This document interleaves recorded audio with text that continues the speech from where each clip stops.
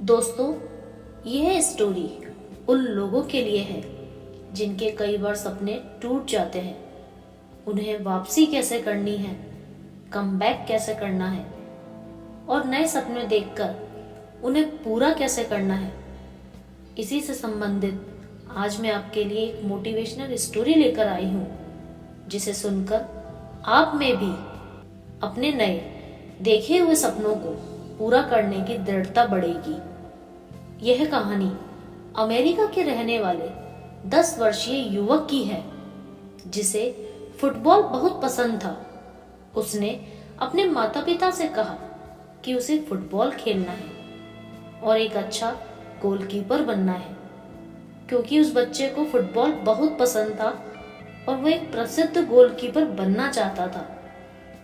उसके माता पिता ने उसकी बात मानी और उसके लिए एक अच्छी एकेडमी में ट्रेनिंग शुरू करवा दी।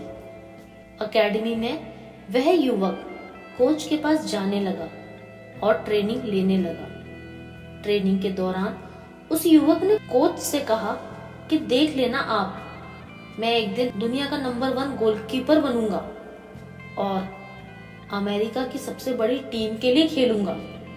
जब कोच ने उसकी आंखों में चमक देखी और फुटबॉल के लिए प्यार देखा, तो उसने भी सोचा कि ये बच्चा जरूर आगे जाकर बड़ा फुटबॉलर बनेगा।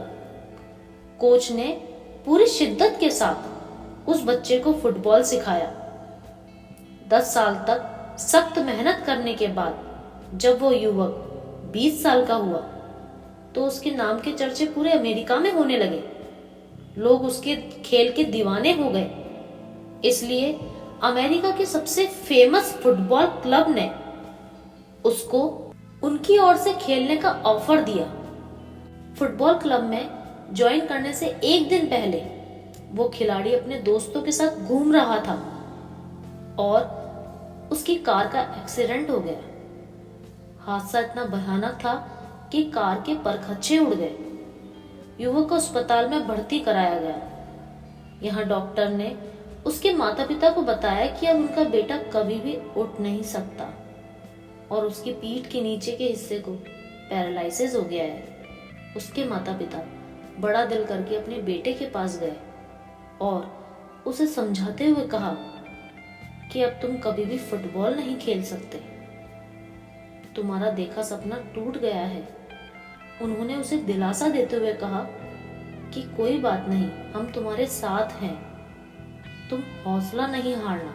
लगातार 1.5 साल तक चले इलाज में युवक के मन में बहुत बुरे ख्याल आए। उसे अपने बचपन में देखे सपने टूटते हुए दिख रहे थे। उसने सोचा कि क्या हुआ, उठ नहीं सकता, लेकिन लेटकर काम तो कर सकता हूँ। क्योंकि उसे लिखने का बहुत शौक था, इसलिए उसने लिखना शुरू कर दिया। अस्पताल में उसने गीत लिखने शुरू किए, जिसे वो धीरे धीरे गुनगुनाने लगा।